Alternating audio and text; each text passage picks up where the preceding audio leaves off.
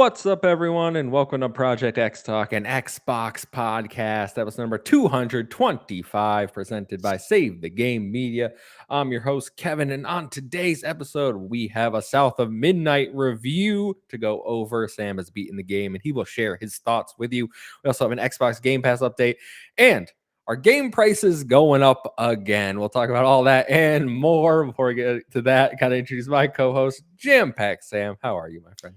What's up, man? I'm doing very well. I have finished South of Midnight, played a lot of South of Midnight, and it will never fail that as much as I always say, hey, it's the night before a review, should I be scheduling this video and have it uploaded? Nah, I did it the morning of at 5 a.m., had it scheduled at 9, and we're good to go. So, just dealing with my own time management, lack thereof, I guess. That is way too stressful to be uploaded at the crack ass of dawn. And you're like, check. I know the process. Checking that embargo, you're like, all right, I gotta make sure that schedule's to the right time, Yeah, it's stressful. And I mean, like my general process is I'll have it written at least the night before. If it's like a more extensive thing like Shadows, I definitely am editing the day before. But for something like South of Midnight, I had it written. I got up and recorded, edited before work, and then I like got everything ready. You got to do the short, got to do the long, all this different stuff. So yeah, that was my morning. Yeah, well, I'm excited to hear all about it. We didn't have a show last week for anyone listening or watching. I was sick as per usual. Every time I go to I haven't been to the office in a month because I didn't have my car. As soon as I go in, dying the next day. I'm like, what are you people doing? Like, are you just going out and licking walls and floors and getting so like, oh my God. But I'm all better. You needed a break last week, so it worked out pretty well. But we're back, and I'm excited to talk to everyone. We got a lively chat here. I see Captain Logan, who did a review of South of Midnight as well over at XEP. I see Luke. I see Nissa, Silknit. Shout out to everyone hanging out with us. So why don't we get into the housekeeping and jump into the episode? So this is Project XTalk. We are live every Thursday right here on youtube.com/Save the Game Media at 7 p.m. Eastern time. If you can't catch us live, post every Friday morning on your favorite audio platform of choice. While you're over there, it would mean the world to us if you could drop us that 5-star review. If you want to support us even further, get early audio access to all of our content and exclusive bonus shows, head over to patreon.com/Save the Game Media.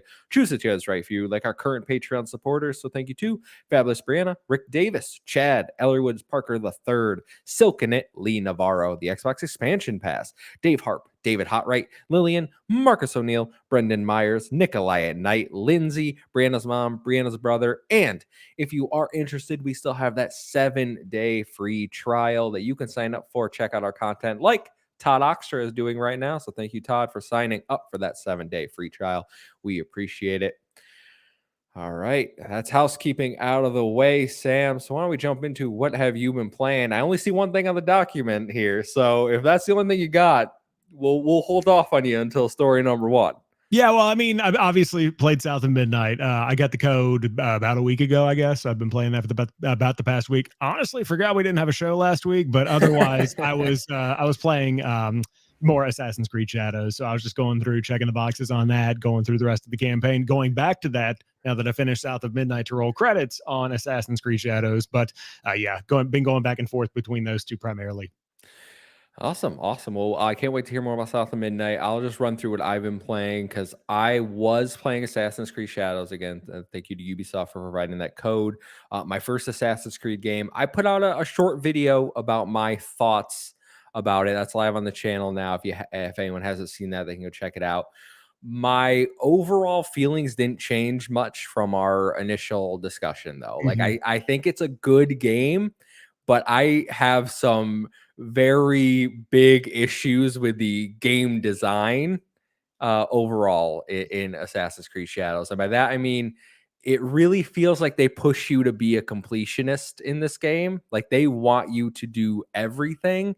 And I don't really vibe with that. And I think it leads to a lot of issues later on in the campaign because I got pretty much soft locked into a Yasuke mission where you I'll just say it's a fight through a compound full of like waves of enemies to get to this one boss. And they were all skull enemies for me. And I couldn't do it. I tapped out after a few hours of trying. I'm like, I don't know what to do. I don't know how to get out of this mission. Like it was like one of those instance ones where you had a cut scene and then you're like locked into this area. Mhm. So I have some overall big issues with the way the game is designed, but I do think it's a good game, and anyone telling you it's not is a little misguided.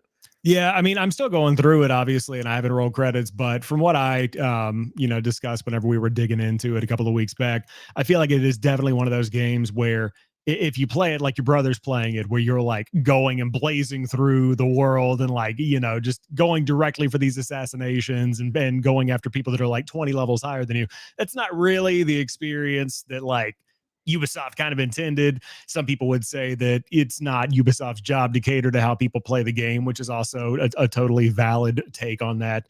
For me, it's like I'm going to go thing by thing. I'm going to go Mhm. mission by mission that's like at my level so that I kind of get the experience that's intended. But yeah, I totally understand the frustration of getting like locked in an area that you didn't know you were going to get locked into, and then you Yeah. feel like you're trapped. So I understand that as well. Yeah, yeah. Otherwise, like I think the game is fun. Like the world is beautiful. The combat is decent. I love the stealth gameplay. I think that is the shining. Like, oh my god, Mm. like this feels great. So overall, pretty positive about it. I'm just like I'd played, I don't know, almost 30 hours, and then I got locked in there. I was like, I think I'm good. I think I've had my Assassin's Creed Shadows experience. Well, you were going in with like you weren't super hyped about Oh yeah, it. I wasn't gonna play it at all. Yeah, like you're not really the Assassin's Creed guy, so I get that. I also see Silkenit saying when I hear Kevin talk about playing Assassin's Creed Shadows, it reminds me of Sam playing Veilguard. Valid point. I Yeah. did not play Veilguard the way it was probably intended because I didn't like it, so I was just getting through it. So fair take there. Now, you did bring up Kyle, who was on the impressions with us, right? Mhm. And he has doubled down on his stance that he does not like Assassin's Creed Shadows. And something happened the other day that only cemented it further, where he told me he went through and cleared multiple areas, like the fog of war was gone, and he was like 4 hours, and then he died. And when he respawned, he was all the way back at when he initially booted the game up like 4 hours ago. And he's like, I'm done. He's like, I don't know. He'll probably go back to it, but I was like, okay, I understand that's frustrating, but maybe do a mission or something. Get a Yeah, like checkpoint, save it, maybe manually save the give it game. something to like you do like a save point. Yeah, so that's partially on him, I think. Yo, it's so funny. Luke in the chat says, I play COD, but only one eye open and a knife. I will let you know right now, Luke, that Modern Warfare, the original Modern Warfare 2 and Modern Warfare 3, I have one friend who only used C4 and riot shields. And Kyle, my brother, only used the knife. He would commando pro, run around, just knife and everything. No guns. They don't use guns. All right. So yes. All I mean, right. are you familiar with Only Use Me Blade? Like, were you in that COD era back in the day? I don't know if I know that name. They might have known that name. I was more of the like, I'm just gonna get on and play. Like I wasn't really into Mm. the like watching content Oh creators back then. man, we could go down a rabbit hole. That's like a Patreon thing, but it's like Only Use Me Blade. What he got famous for only using his blade, and it started with the ballistic knife. I think in Black Ops, if I remember correctly, it could have been sooner than that, like or further back than that. But that was like his thing, and so he inspired like other people to play the game that way. Meanwhile, you've got me like trying to use an ACR, and I just keep getting stabbed in the back. Oh, I love the But ACR. yeah, ACR is very good. Yeah. Good times though. Good times. Good times.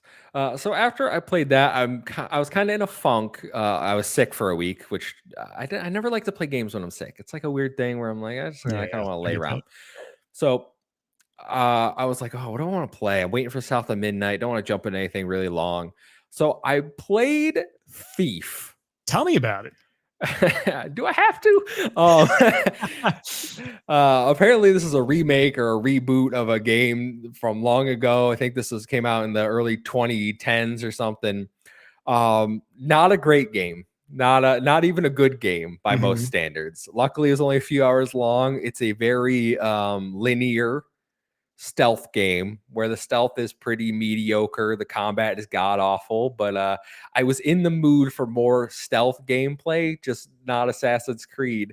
And it really puts things into perspective when you play something that bad where you're like, wow, yeah, we have it pretty good these days. Interesting. Isn't this kind of like it's got that Dishonored DNA in it? Isn't it Yeah, kind of like Dishonored? Okay. Do, yeah, do it's you not like very. Dishonored? Do you not I've remember? I've never played Dishonored.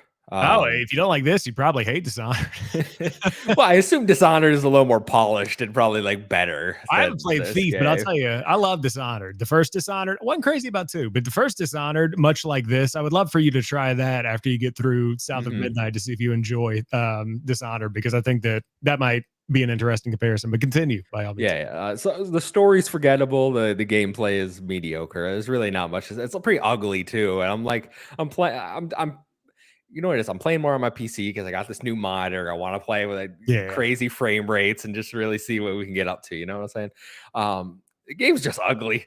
I'm like, Mhm. this game came out so long ago, and even now, I can't make this game look good. Yeah, well, you'll have that with the older games. 2014 is what I'm seeing on Steam. Does that Yeah. sound right? Okay, Hmm. so you're looking at 11 years. Yeah, there's been some graphical improvements in 11 years, I would say. Yeah, for sure. So it was free. I don't recommend it. You It's know, also unless you $3 right now, by the way. okay, maybe for $3. You know, if you can get for $3 or $3, whatever you want. I also played Maneater for like an hour. That game's pretty bad too. Yeah, that's one of those ones where I've wanted to go back and play it because of the achievements, because I hear like it's a very easy 1K, but I'm like, my time is very valuable. I don't know if I have time I for that. I spent an hour just swimming around in ponds, eating turtles and fish and fighting alligators, and I was like, when does the game start? Though, because right now it's literally just mashing right trigger, eating Interesting. creatures. You remember the Yeah, Jaws Unleashed game back in the day? Did you play Jaws I Unleashed? never played it. No. It was Maneater, like the prequel to Maneater, I would say. It's the exact Mm. same mechanic of you just eating people and things. Artist derivative. Artist derivative. All right. Well, that is all I've been playing. Why don't we jump into the main topic of the show this week? And that is our South of Midnight review. So, currently, South of Midnight sits at a 78 on Open Critic. It is out now in early access. I believe if you pay $9 and you have Xbox Game Pass Ultimate, you can play So right now. Otherwise, Game Pass Ultimate and PC Game Pass members will be able to play on Tuesday around noon, probably. That's usually, I mean, that's when it went live today, so I assume so. But you got the game early. You have beaten South of Midnight. So I did. want to know your overall impressions. We'll talk. We got tons of questions from people that wrote in asking, they're wanting to know specific details. But how do you feel overall about South of Midnight? And I want to know like how long it took you to beat roughly. Yeah, so obviously code provided by Xbox and Compulsion. Big thanks for that. I got it about a week ago. I'd say I put about 10 hours into it to roll credits on it, and I Nice. wasn't rushing through. You could probably do it faster than that if you're really trying to speed run it. And I like South of Midnight. I'm not in love with it. I don't think it's a game of the year. I don't think it's a 10 out of 10, but I really like what they've done here. And in my review, I wanted to say it's the best Compulsion game to date. I haven't played other Compulsion games, so I don't really have a point of reference. Like I Hmm. might like We Happy Few better, but from what I have seen, it looks visually like the most impressive Compulsion game to date. Like it's clear they have put additional polish into this one that I don't think we even saw in like trailers for We Happy Few, and obviously Contrast from 2013. Hmm. Um, but I really enjoy it. I think that it's a good game, not like again game of the year material, but they do a lot of things very, very well, and I can kind of dig into that whenever you want. Is it's given me from, and I have not seen many people, like I have a list of people's reviews I want to go through, including yours and Logan's and some of the podcast people I listen to, but it's giving me, and it has always gave me a very 8 out of 10, 7, swimming in 7 kind of vibe. Like this Mm. is going to be a good game. It never looked bad, never looked offensive in any way. Is that kind of where we're sitting here? I think if I was rating it right now, I would give it an 8. I'd Okay. probably sit around the 8. I think it's better than a 7, and I think that might just be like the mental stigma around calling something a 7 now, Hmm. because if you call something a 7, that feels like it's like a 5 in the mind. Trash. Right. And so I think that in a lot of ways, it's much better than a 7. In a lot of other ways, specifically the combat and the gameplay Mm, itself, I think it is right there in the 7 range. But I think the music and the world and the characters and the stories build it up to where it's at least an 8, I would say. okay. So I'd probably land somewhere around there. All right, well, let's jump into that a little more because you mentioned the combat. Ghostly Guides wrote in said, "Can you sell me on South of Midnight? Does the combat evolve or change in any meaningful way, or is it as simple as it seemed during the previews? Is the game worth playing?" I think the game is totally worth playing. And I mean, we're talking on an Xbox podcast, so you probably have Game Pass, I would assume. It's on Game Pass. I think this is time well spent. The way that I described it in my review is if you go in wanting it for the gameplay, you're going to be disappointed because what you see in the first hour and a half is by and large what the entire experience is going to deliver. It evolves a little bit. There's like a light skill tree where you can unlock certain better elements of different attacks and stuff like that to kind of give a little bit more bang for your buck when it comes to hits and how much damage is really dealt there. The big evolution, I would say, is that there is the introduction of kind of like a helper. I'm not going to like spoil anything, but you can use like a possession ability, and you can possess enemies that gets introduced later on. So that's kind of something they toss in, and I think that makes it more satisfying than what I played in the preview because that wasn't part of the preview. But by and large, whenever you go in, the enemies are somewhat they kind of have a variety where you've got like big enemies, small enemies, ranged attacks, stuff like that. You're smashing X the whole time. Like Okay. you're just kind of hacking and slash, and you've got a ranged attack if you hold it down, but it is generally very repetitive when it comes to the gameplay. And they've kind of got a formula they've built around how the entire game flows through from beginning to end. Okay, so pretty simple combat, doesn't evolve that much. What is you say they have a formula? What is there a gameplay loop? Like I have been pretty, except for your preview, pretty closed off from South of Midnight Mhm. coverage. So I'm like, I know it's an action adventure game. I know there's some platforming elements, I Yep. think. Yep. What is the overall like gameplay loop here? Are we divided into levels, closed off areas? Is it like Mhm. a semi like big open world that you got to explore? Like what's kind of the way you're going about the game? Yeah, so the entire game is divided up into chapters. It's literally a storybook you're going through with like a storybook kind of style to it. And they Okay. are levels. Like it's not really like an open world. You can kind of wander around and explore, but for the most part, it's like a linear platformer. In my mind, I'm comparing it to Psychonauts, like in terms of Okay. the like hallucinogenic kind of thing that Compulsion goes for. Like it's got some of that Psychonauts DNA in there for me. And then it's also got a little bit of combat, a little bit of exploration, obviously platforming as well, collectibles, stuff like that. Um, but the gameplay loop they establish is like narrative is let's say you're starting a chapter and each chapter or every chapter or two will tell you a new folk tale or a new story that you run into somebody in the world. You're trying to find your mom, but there's this side thing you've got to go do and this person Mm, you've got to explore. So establish narrative. Here's this person, here's what's going on with them. Then you'll do a little bit of platforming, a little bit of exploration. You'll hit a combat section, beat up some baddies, a little bit of platforming, a little bit of collectibles, another narrative thing. Then you go in a little bit of combat, a little bit of platforming. And so, like, that's the entire game. There okay. are boss fights that are like scattered throughout. I think there are, I want to say 5 boss fights off the top of my head. That have a different kind of design to them that add more meat to the bone, like that adds a little bit of gameplay variety. But for the moment to moment gameplay, the majority of what you're doing, it follows that narrative combat exploration rinse and repeat kind of thing all the way through. You know what game it kind of sounds like you're describing to me is Hi-Fi Rush, Kind where of, you're yeah. you're in those enclosed areas. You for the chapter, you got your platforming, you got your combat arenas. Then you fight some boss at the end. Yeah, I think that so going into the preview, I said this could be 2025's Hi-Fi Rush, and I think that the time element of Hi-Fi Rush made the combat more compelling. Mm, I think that this is like Hi-Fi Rush, but for the people that enjoy the stories and the like art side of games more okay. so than the people that are looking for the rhythm and the combat and the really enjoyable hack and slash kind of stuff. And the thing that I want to make clear that I tried to make clear in my review is that me saying the combat is simple and repetitive doesn't mean that this is a bad game.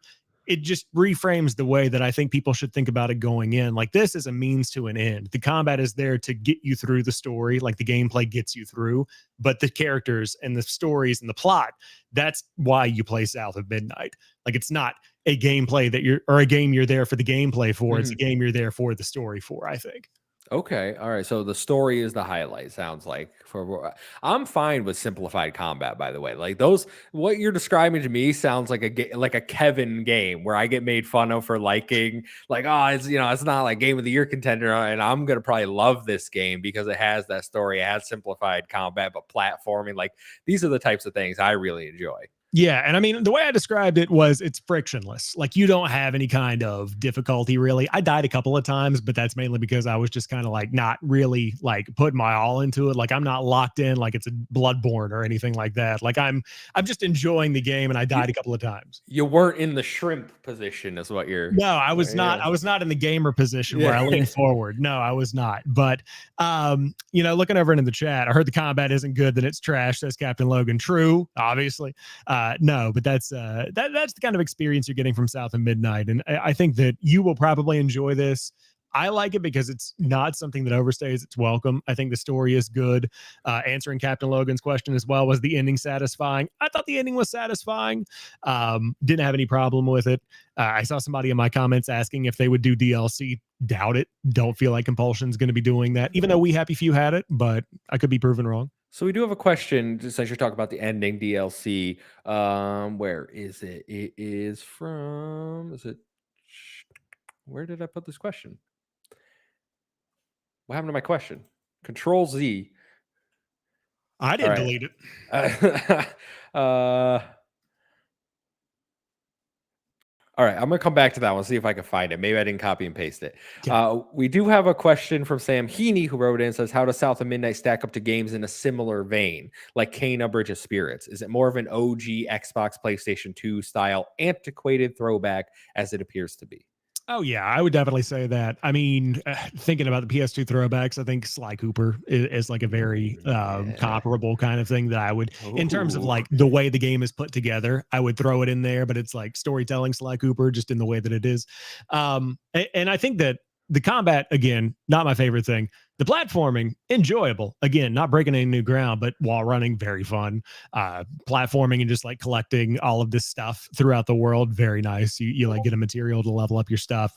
But yeah, it's a simple game, but it doesn't need to be complex. Like it does exactly what it needs to do, and it's enjoyable because it does it well. So that's my take on it. You're actually making me more excited the more you talk. I'm like, this is a Kevin style experience. All right, that's Sly. You say Sly Cooper on there, right?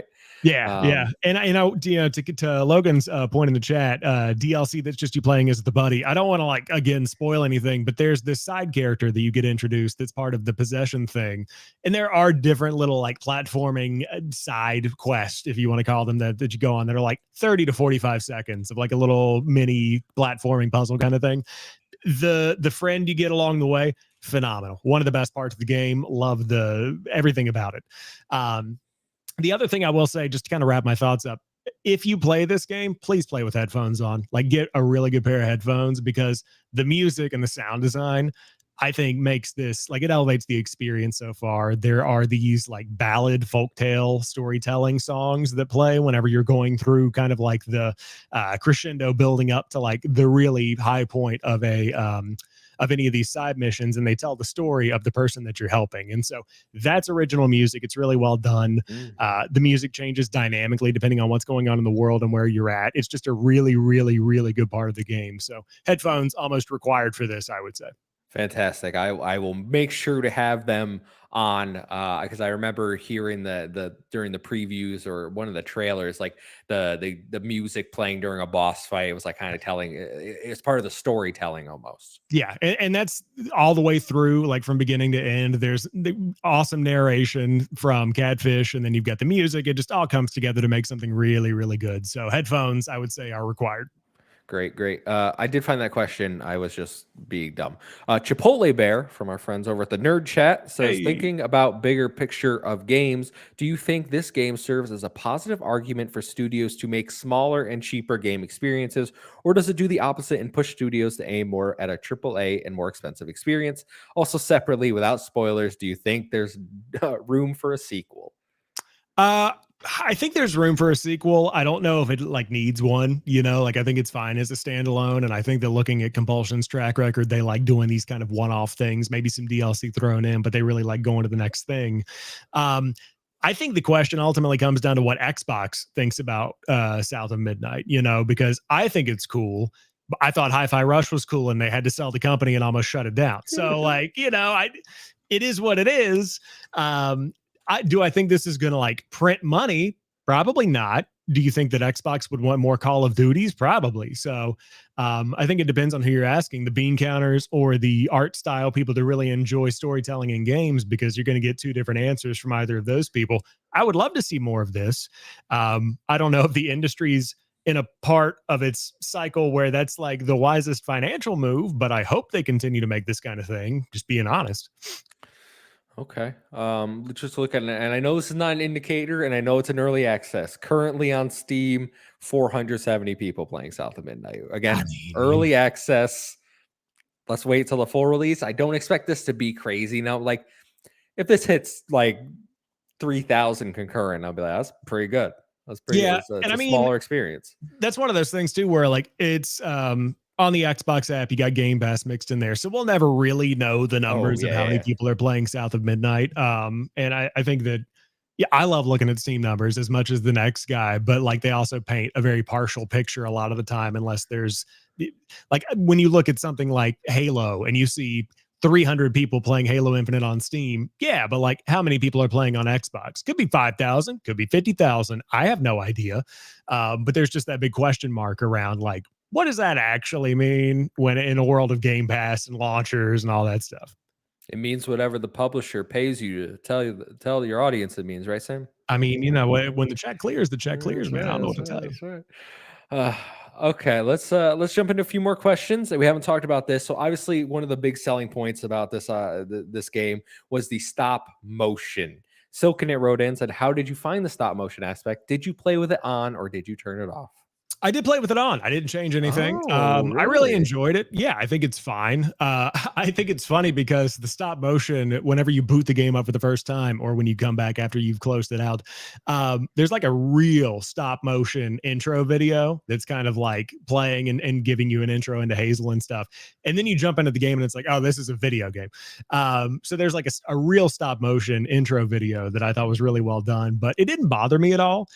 When my fiance came through, she was like, "Why is the frame rate so bad?" And I was like, "No, wait, like, look, here's me throwing It's some punches and supposed to stuff." be like that. Right. Like I had to explain that this is actually how it's intended to look. This is not a performance issue. It performs very well.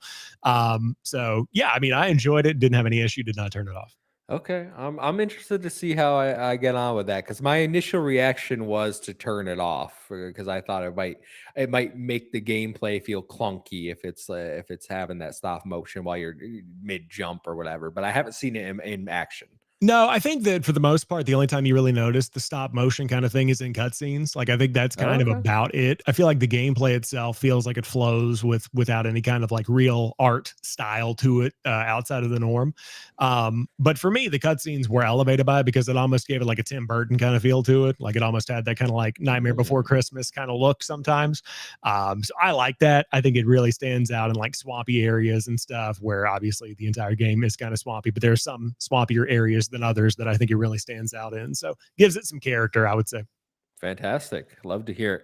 Our last question about South of Midnight, Brandon wrote in, and this is more about the critical reception because I have seen some discussion. It initially came in an 82, it's dropped a little. I've seen some people another 7 for Xbox, and I'm like, guys, why do we have to reduce it to that? But Brandon wants to know, how do you guys feel about critic ratings versus actual gameplay? Are you potentially tainted by the idea of a game being bad by reviewers, or do you give it a hands-on approach before you make an opinion?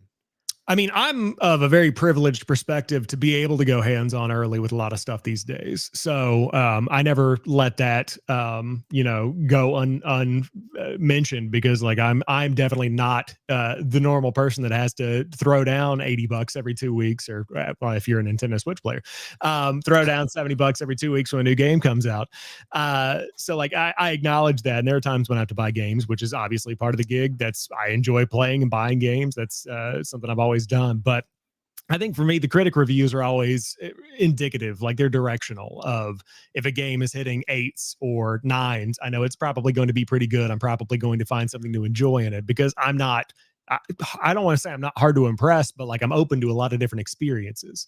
On the flip side, though, like the player reviews also aren't really reliable because you've got people that are going to tank on something if they don't Hmm. agree with the politics behind a game, or if it includes ideals that they don't agree with or that they don't align with. So I think I look at the critic reviews directionally, but would prefer to go hands on, or at least look at gameplay myself, just raw gameplay, just to kind of see if it's something I would be interested in. Yeah, I've very much taken the approach to reviews as I know what reviewers I align with, and Mhm. like, oh, that person didn't like this game, I'll probably like it. Or these, like, I trust you for your reviews and previews, XEP, like, certainly the creators that like I know personally. I'm like, I trust their opinions. I know they know what I would like. So Yeah. whatever you're like, Kevin, that's not game for you. I'm like, I believe you. I'm with you. So I think you just have to find people that you align with, that you like play a game that they recommend. You're like, oh, I do like this game. Play a game they don't recommend. You're like, I have the same opinion. That you probably have similar taste, similar interests. But I've never looked at a review and been like, oh, it's scoring in the 60s. I'm not gonna pick it up if I was really excited for it. Like I think back to a game called Monarch, which came out on the PS4, and that sits at like a 62 or something on Mhm. a Metacritic. And I platinumed that game. I played that game for like 63 hours. I love that game. All right. But most people would say that's a bad game. And this is really where I fell in with Luke's whole find the fun campaign, where I was like, I'm playing Gungrave Gore. All right. I don't care. Yeah, no, totally. I think that's one of the beautiful things about Game Pass, not to again shill for Game Pass, but the fact that you can dive in and see like if South of Midnight is something you were interested in, that's an amazing thing to do. It takes me back to whenever you would rent stuff from Blockbuster. Like I remember renting the Bionic Commando game that came out in like 2011 or 2009 or whenever that was. Might have been '08. I have no idea. Time is an enigma. But I loved that Bionic Commando game. It was great. And I don't think it was like critically well received, but I'm really hoping it's one of the ones that Night Dive remasters, because apparently they're doing PS3 and 360 stuff now. So being able to like rent from the Red Box or Blockbuster back in the day, that was something that was really cool. And now Game Pass is kind of filling that void to be able to give you the chance to dive in and go hands on with stuff like Borderlands 3. I'm going to check out Borderlands 3 because Borderlands 4 is coming out and it's coming to Game Pass. Little indies like Grand Theft Auto 5. You've got tons of stuff that's always coming and going. So yeah, if you're on the fence with South of Midnight and you have Game Pass, give it an hour and you'll see if it's something you're going to enjoy. Because if you enjoyed that hour, you're going to enjoy the next 10 because it's pretty Mhm. much the same. Yeah, for sure, for sure. That's so funny. We'll talk about GTA, but I have a comment to make on that. I, but we'll get into that. I have a story after this, but yeah, let's go for it. All right. Well, any other comments about South of Midnight before we move on? Just congrats to Compulsion. I think that looking at the history, doing some research for that video, they've gone from, I believe at the acquisition, they had 38 head count whenever Xbox bought them. Now they're up to 80 plus. So I think that additional head count can be seen in the final product they've made here. And there's a lot of people that made this game happen. So congrats to the team on the launch. Very good stuff. Keep on going. Love it. Absolutely. I can't wait to play it on Tuesday. Let's go into story number 2. We got your Game Pass update for the first half of April. So available today, Borderlands 3 Ultimate Edition for cloud, console, PC at all tiers. All You Need Is Help and Wargroove tier are on console for the standard tier, and Still Wakes the Deep is on the series consoles for the standard tier. We also have GTA 5 was announced to come back. I don't know when that is though, because I didn't have time to edit the notes. I want to say it's the 15th, but GTA 5 is coming back again. April 8th, you get Diablo 3 Reaper of Souls Ultimate Evil Edition for console and PC at every tier. You also get South of Midnight for cloud, PC, and Xbox Series for Ultimate and PC tiers. April 9th, you get Commandos Origins for cloud, PC, and Xbox Series for the Ultimate and PC tiers. April 10th, you get Blueprints for cloud, PC, and Xbox Series consoles at the Ultimate and PC. And April 15th, bring you Hunt Showdown 1896 for the Ultimate and PC tiers. Besides South of Midnight, which we've talked about extensively, anything here piquing your interest? Yeah, a couple of things. So I've never been really a Borderlands guy. Like I played some of the first, some of the second, never played the third, didn't play Tiny Tina's or like pre-sequel or anything like that. So I do want to play Borderlands 3 because I feel like now it would be something that's kind of like a palate cleanser after Shadows, which I'm gonna wrap up, and then South of Midnight. It'd be good to get back into like the manly killing things with guns kind of thing. Mm-hmm. So I'll boot that up. I've already played Still Wakes the Deep. I'm good there. Diablo 3 Reaper of Souls, wild one to throw in here because, like, not a bad game. Really enjoy Reaper of Souls. But, like, who's going to look if they're on the outside looking in and they're like, yeah, Diablo. I'm not going to grind the live service one. I'm going to play 3. Like, 4 is right there, dude. Why would you do Yeah. that? I don't know. It's just odd, but it's a good game. Don't get me wrong. Just kind of like, why would I not play 4? I actually liked Diablo 3 more than 4. Like I fell off quite quick. I fell off 4 quite quickly. I played Diablo 3 for hundreds of hours. I loved that game. Good game. I think one, why are you putting this out on the same day as South of Midnight? Like you haven't been dropping Activision Blizzard games for over a year now, and suddenly you're like, hey, we got a new release coming out. Now's the time. Drop it. So weird choice there, but again, great game. I have no interest in most of these other ones except South of Midnight, which I am pretty interested in, and maybe Blueprints because people have been talking this one up. I know Silkanit, I know Sam Heaney in our Discord over at No Limits has really been hyped for this one. That's an indie puzzle game that seems to have quite the fanfare behind it. So Mhm. maybe that one, but that is also like April's a pretty busy month. Like I got things coming to play, and then May does not slow down either. And then you got the Switch 2 comes out, and that's a whole nother thing. So uh I don't know when I'm gonna have time to play these games, but South of Midnight is the one on my radar. And I did promise a comment about GTA 5. All right. Why? Why are we bringing this back for like the fourth time? This game has sold like 220 million copies. There's only like 300 million gamers in the world. All right. If you haven't played it by now, I don't think you have any interest. Like, save your money, Xbox. What's going on here? I mean, the question is how much are they paying for it? Because you're getting into the buildup of Grand Theft Auto 6. You're trying to build out people that are playing this on the Xbox Series. So getting people in the door that are like new Grand Theft Auto fans, having that the summer before Grand Theft Auto 6 launches, I could see it being worth like 50K or whatever to throw out a million. I don't know. But the story I was going to tell is that I have had videos on my channel for 2 years. One that says Grand Theft Auto 5 is coming to Game Pass, and then one that says Grand Theft Auto 5 is no longer on Game Pass. Because I did it the first time because I was like, oh shit, I got to redact that now because it's not on Game Pass. I've just left them up. They keep getting views because it just keeps coming and going. Revolving door. So like broken clock's right twice a day. I don't know what to tell you. I'm gonna leave them up, but yeah, it just keeps coming and going. Yeah, you're just gonna pop open your channel analytics and you're just gonna see that one like boosting up. 100%. It's gonna get at least 2,000 views, guaranteed. Yeah, it's funny. Speaking for our channel analytics, a little behind the scenes here. Texas Chainsaw Massacre just came to PS Plus. Yeah. And I did a short about that because we got a review code and like I played that game. So I had a short about that. And suddenly it's like, oh, you want a little, like 8,000 views in like 2 days or something. I'm like, what is going on? Like, I'm like, oh, it just came to PS Plus. So people are like playing the game again. Yeah, the algorithm will hit. I did the same thing with like I talked about the nebulous weird edition of Tony Hawk's Pro Skater 2 for the original Xbox that was different than Tony Hawk's Pro Skater 2 on PS1. And it did nothing until 3 and 4 was announced. And then all of a sudden it's like shot up. And I'm like, all right, cool, neat, thanks. YouTube. Great stuff. Great stuff, YouTube. Killing it.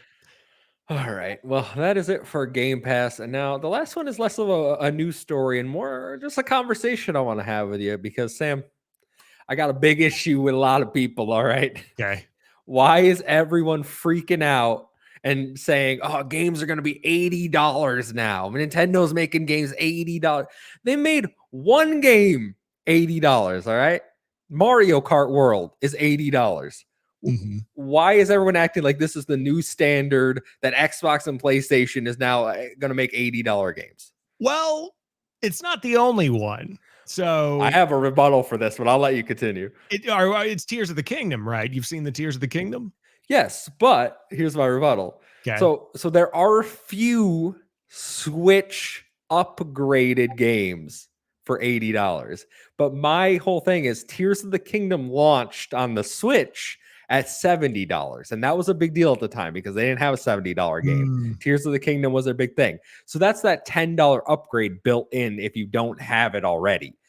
Same with Breath of the Wild, even though it was a 60, so that's a $20 upgrade, I think. But Kirby, I think, is also 80, but that's getting new story content. So you're getting the upgrade and DLC. Like the ones they've priced at $80 are Mario Kart and original Switch games that are getting substantial DLC or upgrades. Mm. Is it substantial though? I think it's substantial. Because in my opinion, I think it is fair to be concerned that like you're going to see PlayStation look at this and be like, oh, sick. I can include the Uncharted t-shirt in The Last of Us 3 and charge 80 for it. And that's like substantial enough to call. Like, I think this normalizes higher price points for games going forward in the same way that $70 was normalized for this generation going into it. We've kind of established that it's not going to be $59.99 anymore. I think that there's also the other side of the conversation where this is already the normal price for the premium editions or the ultimate editions of a lot of games, where it's like you got the base for 70, you've got the extreme for 85, and then the penultimate edition for 100, and then you get into the ones with statues where Ains plays, and and like that's a different tier. So I think this is like getting closer to normalizing, where if Forza Horizon 6 comes out and it's $80, people are going to be like, yeah, but Mario Kart World did it, and it's like, oh, you're not wrong. Also, I just realized Mario Kart's 2 words. How about that? But yeah, so that's kind of my take on it. I think we need more of a sample size. Because right now, like we have Donkey Kong Bonanza, right, launching for 70 overall, and that's a pure Switch 2 game. To me, that's like, okay, if that's like your big Switch 2, like Mario's their big Switch 2 exclusive, and I feel like they're doing their Tears of the Kingdom thing, where like, hey, this is gonna sell 100 million copies. We can price this a little higher because we know you'll buy it. Also, we want to drive you towards that bundle where you'll save $30, but we'll make more money. I want to know, like, when other games are dropping, like when we get the next 3D Mario platformer, is that $80? When we get the next actual new Zelda game, is that $80? Because then I will throw up my hand and say, you know, guys, I was wrong. Nintendo's like $80 is the price point, and at that point, I will play Switch games 6 years after they release somehow, when they're still $70 when they're on sale for 60. What are you telling me here? yeah but I do think the reaction is a bit premature, is all I'm getting at. Like I don't know if we have enough evidence to say like PlayStation's going to 80 as a base, Xbox going to 80 as base. I also feel like there's been a lot of backlash. Like, I don't know if you saw the Treehouse comment section today. That's not Noble tweet about it. Price. Yeah. So I really wonder, like, does the market push back against this? Do they see like less sales than they're projecting? Or does the market say, hey, this is fine as long as the product's good? And then PlayStation and Xbox are like, well, we're doing it. And then GTA is like, well, we're $200 now. Yeah, I don't think I think that I agree with you in that fears are getting a little bit blown out of proportion here, where it's like you're not going to have immediately GTA $100. Like I don't think that's going to be the case. There will be a probably $120 edition of Grand Theft Auto 6 without a doubt. At least I'd be surprised if there wasn't a more expensive one. Yeah, no, absolutely. But, you know, there's a lot of things to factor in here. I see talk about like inflation. There's also the tariffs getting involved here. And like, I know we're not like talking politics or anything, but that's wild economically. Adjusted for inflation, the $299 price point for the original Switch would be about $390 today. I believe I saw Steven Sotillo talking about in his newsletter. So like that's something to factor in, where I think stuff has just gotten more expensive over time. That's not Nintendo's fault. That's just economics, and they're trying to maintain those same margins. So I don't think it's like blown out of proportion in terms of price, because if you look at that, they're looking at like a $60 additional income based on adjusted for inflation. I'm not an economist, no idea what's going on. But like, I don't think the price point of the Switch itself is crazy, because now Series X still $500. You can get cheaper ones, obviously, but like disk drive $500. PlayStation 5 and PS5 Pro $500 or more. You know, you got again cheaper options, but generally around that $500 price point. So I don't think that is where I'm really concerned. I think the more expensive SD cards that they're upgrading to, again, justifiable for the tech, but pricier. More expensive Joy-Cons, better tech, but pricier. Better hardware in general, but pricier. Better games, but pricier. Like, you've got all these things where it's like, this is going to be really great. You're going to have to sell a leg for it, and people will gladly do that. Like, it's not going to have any kind of impact to the sales at all, in my opinion. Will it be? I don't think the Switch 2 will hit the Switch's level of success. I don't think you'll ever see that again, because the Switch was such a novelty coming off of the Wii U and in a pre-Steam Deck world that it just kind of felt like its own level of thing. Listen, COVID 2 is right around the corner. Okay, like I wouldn't be surprised. Once they put on new, they're imagine they're sitting on Animal Crossing waiting. I did get a comment that was like, was there Animal Crossing? No, not yet. No. And to Silkenhead's point, like Street Fighter, I want to talk about some of these prices for these games too. Not that this is a Nintendo show, but it's like going on Target. So you've got, like you said, Donkey Kong Bonanza, spelled like bananas, which pronounced exactly the same, but somebody did that. So $70 for that. Then you got Breath of the Wild Nintendo Switch 2 edition, 70. Then you've got Tears of the Kingdom at 80, Kirby at 80, Mario Kart World at 80, Street Fighter 6 Year 1 and 2 Fighters Edition, 60. Bravely Default, which I think is an HD remaster, $40. So, like, all over the place. I have no idea who's really picking stuff, in my opinion. Yeah, it does seem, and I see Nissa putting this in the chat, where developers can set their own price points. Of course, I like Cyberpunk, I believe, is 70 as well. So I do think it seems like, hey, if the game's already out, we're going to keep it a price point. Because I think Street Fighter 6 was 60 on Xbox and PlayStation 5, if I remember correctly. Sorry, what was that? I think the Street Fighter 6 was $60 on PlayStation 5 and Xbox when it came out as well. I don't think that was a $70 title. I'm not sure, actually. So I feel like they're keeping pricing pretty consistent for third party. Yeah. So that doesn't surprise me. I think the $80 certainly sticker shock. I think other countries outside of the US, because we're talking about US pricing, are getting screwed on physical games, because a lot of regions, it does seem physical games are now going to be more expensive than digital games here in the US. And I know this was misinformation going around where people were, and I think I even told you, I was like, people are saying physical is going to be $90. And you're I'm proud that I didn't put that in my video. I did not clickbate. I'm very proud of that. Yeah. Which debunked. I got it wrong on the 4K 120, but I didn't say $90. So I've seen people saying that too. I'm like, there's a little 4K maxes out at 60 on this, but that's an easy, like, who cares? Easy, PlayStation 5 says 8K on the box. Who cares? Yeah. So that's one of those things. Like, misinformation was pretty rampant, and I feel like everyone's hostility towards that $80 price tag really. Nobody cared if it was misinformation or not. Yeah, well, I mean, that's par for the course. And let me tell you, I don't know if it's like the signal of a successful platform or not. My threads filled with angry people, like just absolutely angry people. And I cracked a joke that got 2,000 likes on it. I'm just saying, 2,500 likes on it. I'm just saying. Love that cow in Mario Kart. Big fan of the cow. But yeah, man, people, I think personally, societally, tensions are high. Anything that's going to irritate anybody is going to be blown out to like the highest proportion. In a couple of months, the sales are going to be crazy. It's going to be a very successful launch. I have no fears about that at all. My fear is the tariffs, not to get political, I said, but like, I am very worried that like the price is going to go up instead of down. So now I'm like, well, how do I afford this now before it goes from $450 to $550? Yeah. No, it's a valid concern. And I mean, I was reading where, and people check me if I'm wrong on this, but they outsourced the production of the Switch 2 from China to Vietnam, but now Vietnam has a huge tariff on it. So now what they were trying to avoid is quite literally happening, potentially worse, because now they're in Vietnam. So they've got to import from Vietnam. And it's like, I don't know how all of that works and how they're going to dodge it, but it's just going to be a real big mess. Yeah, there are rumors that they like stockpiled a bunch in the US already. So like the initial launch won't be affected, but then like that's why I'm worried later down the line.